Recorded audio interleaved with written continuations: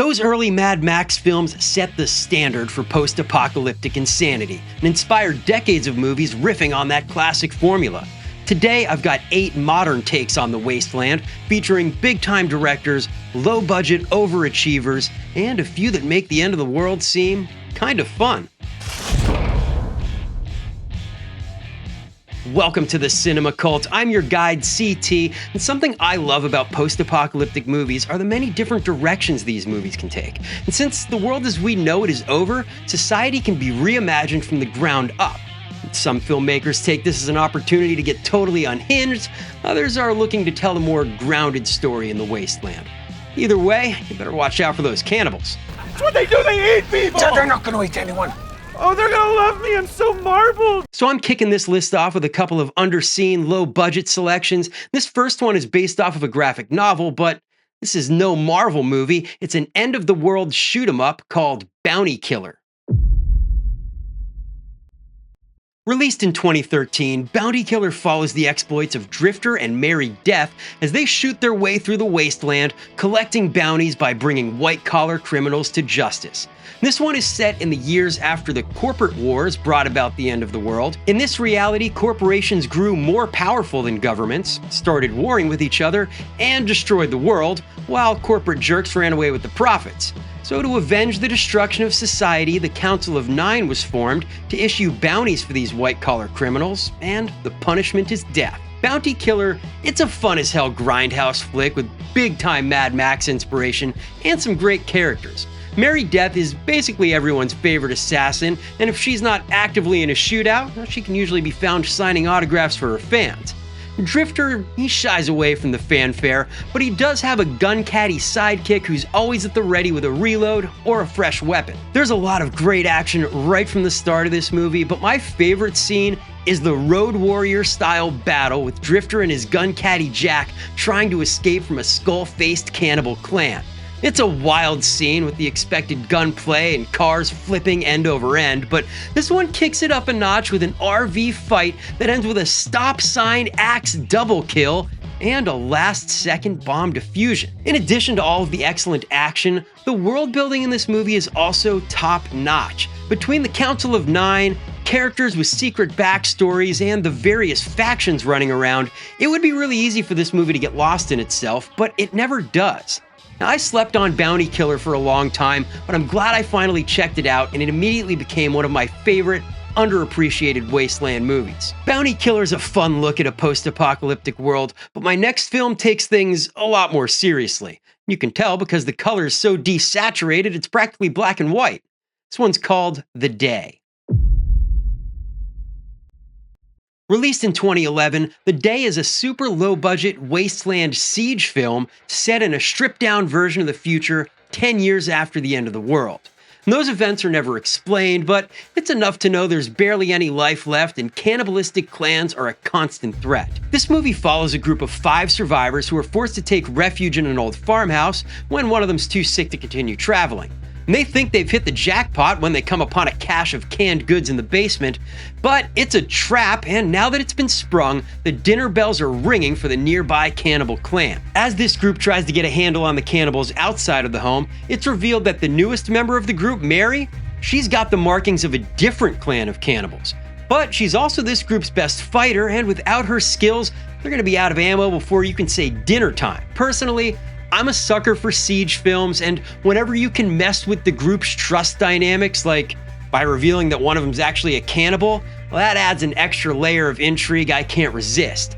And there's some good action here too early on when the cannibal scout team comes to check on those alarm bells, and Shannon, she's almost an early casualty, but Mary shows her worth. She's handy with an axe and also a great shot.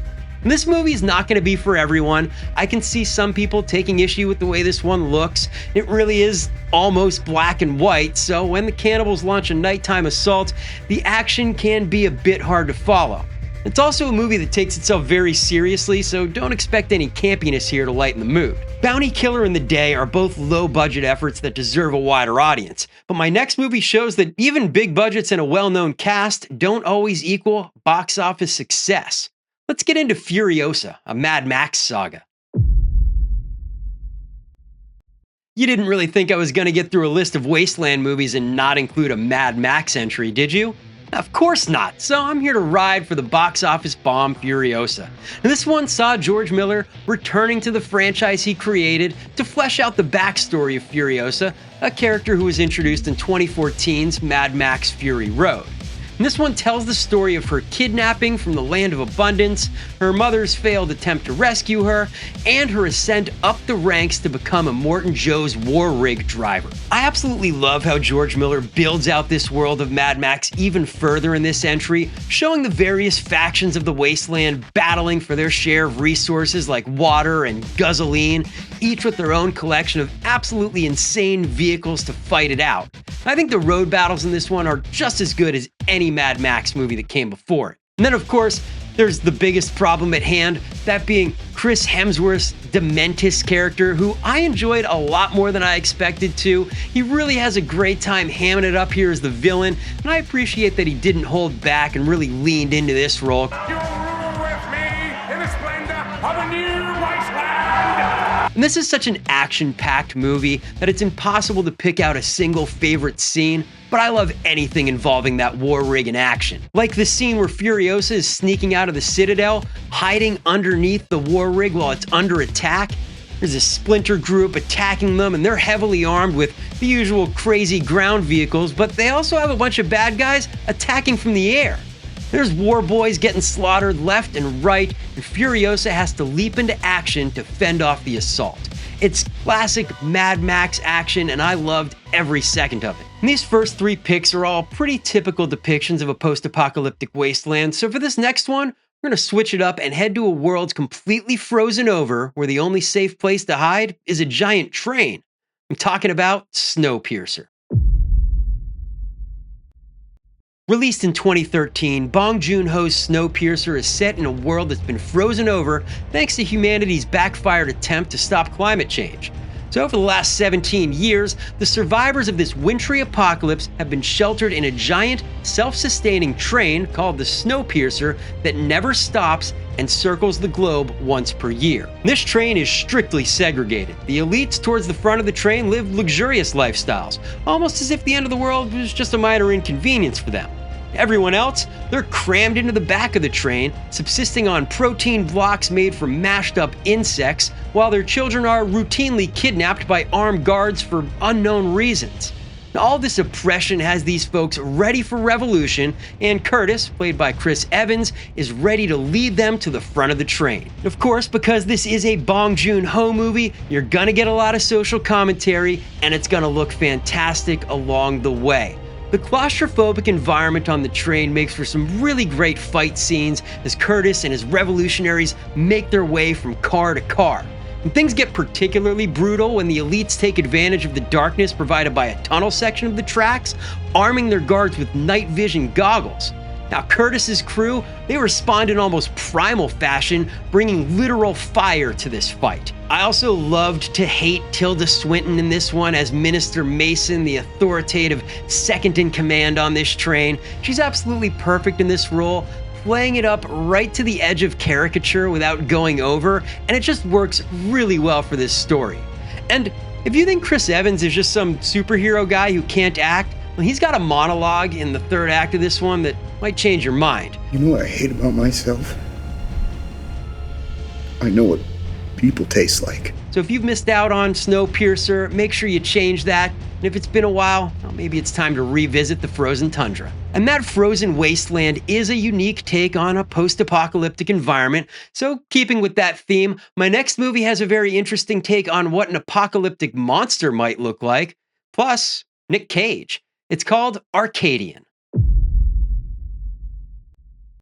Released in 2024, Arcadian was directed by Benjamin Brewer and plays out in a strange post-apocalyptic setting where wild-looking creatures come out at night to hunt survivors. This one kicks off with Paul, played by Nick Cage, running through the streets as the world is collapsing around him with two infants in tow. Now it's 15 years later, and this father and son's group is surviving out in the countryside. These two teens are very different from each other. Joseph is a tinkerer and a problem solver. He wants to figure out a way to do more than just survive in this world. Thomas he's less concerned about such things because he's in love with the girl from the farm next door. Now, ultimately, that leads to disaster when Thomas gets caught out after dark, trapped in an underground cave. And Paul goes to save him and almost dies himself in the process. So now it's up to these two very different brothers to come together and survive threats from these crazy creatures, as well as some dangerous humans. Now, I will admit, I was a little disappointed that Nick Cage was sidelined for much of this movie, but the rest of the cast are really great, and the relationship between these two brothers felt authentic. And these two teenagers, they've only known life in the wasteland, and they're both looking for more, but each in their own way. And I really have to give it up for a very unique creature design in this movie too. These things are insane looking with extremely long appendages and almost ape-like fur. They also have these huge mouths that chatter to intimidate their prey. And seeing one of these things, that's scary enough.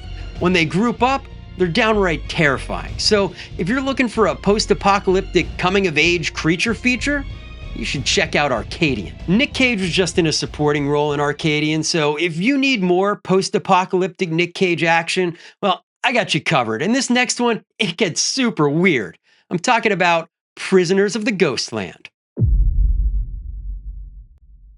Released in 2021, Prisoners of the Ghostland was made by Japanese director Sion Sono, and it's one of those movies that throws you straight into the deep end of its bizarre world that's a fusion of Japanese culture and spaghetti westerns, all played out in a radioactive wasteland. And if that sounds insane, that's because it is. In fact, Prisoners of the Ghostland gets so weird, Nick Cage called it the wildest movie he's ever made.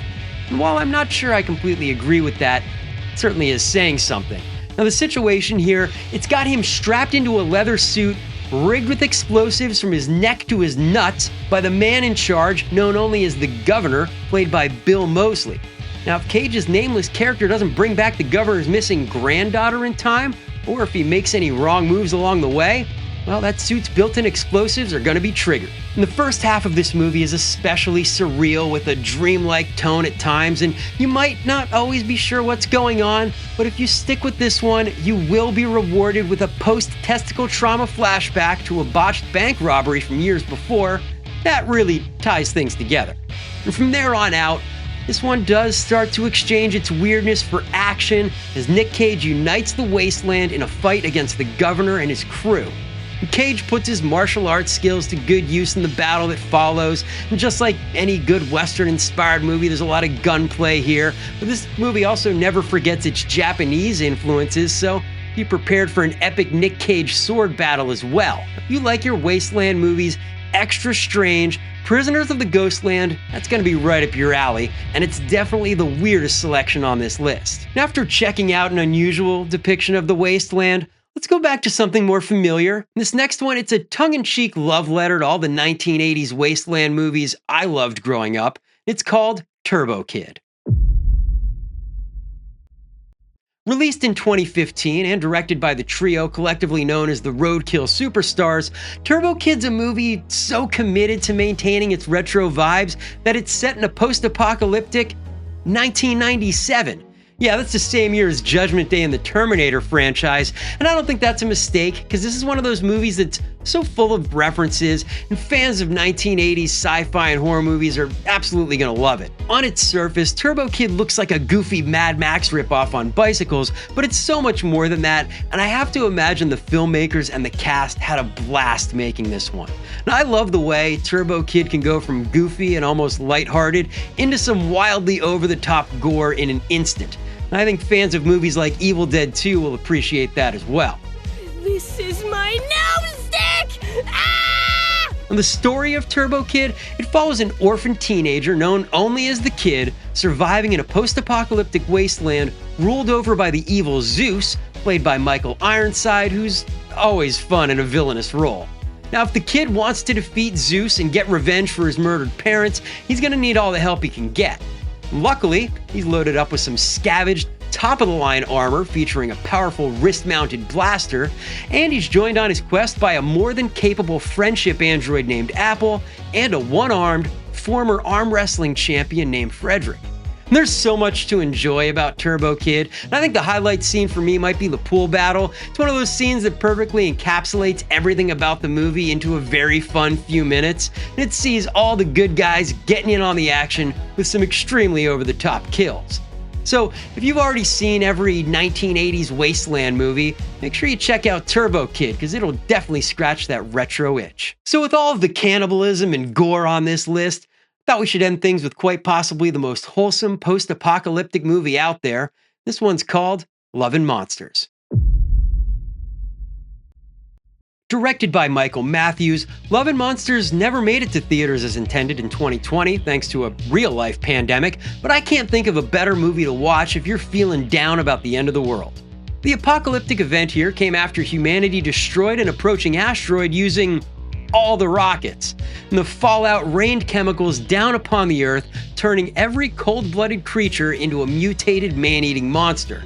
It's now 7 years later, and Joel is surviving in an underground bunker where everyone else is already coupled up. After a recent monster attack leaves Joel feeling particularly useless, he decides to risk a 7-day journey across the wasteland in search of his high school sweetheart Amy, who's been surviving near the coastline. And on his quest, he quickly runs into easily the best character of this movie, a dog named Boy, who really is the best boy. And I know if I were trying to survive in a post-apocalyptic wasteland full of cold-blooded monsters, I would want a dog like that by my side, because boy, he's clever and brave and just awesome. But he's not the only friend Joel makes along his journey. He also runs into Clyde and Minnow, who've paired up after losing their own families, and these two, they know how to survive on the surface. That's good news for Joel because he's gonna need more than luck and a loyal dog to make it to Amy. In addition to all of these likable characters, the creature designs here are top notch and it's hard to pick a favorite. Joel's early encounter with the huge mutated frog gives you a really good idea of what you're in for with these creatures, but the best outright battle, it's gotta be on the beach when Joel takes on a seriously king-sized crab. It's absolutely epic, and if you're looking for a palate cleanser of a film with a more optimistic view on the end of the world, well, you just gotta check out Lovin' Monsters. So that does it for my list of 8 modern movies from the wasteland that I think everyone should see. And I love those early Mad Max films and the rip-offs that sprung from them throughout the 80s, and I think these modern takes show that post-apocalyptic films still have something in the tank. And I know there are plenty of tales from the wasteland out there that I missed, so if I missed your favorite end-of-the-world movie, make sure you drop it in the comments, because this is a topic I will definitely be returning to in the future. And if you had a good time with these post-apocalyptic adventures, hit those like and subscribe buttons to join the cult. Also, make sure to check out some more of my favorite movie moments right here. That's it for me today. I'm CT Reese. Thanks for hanging out with me, and keep watching weird movies. I know I will.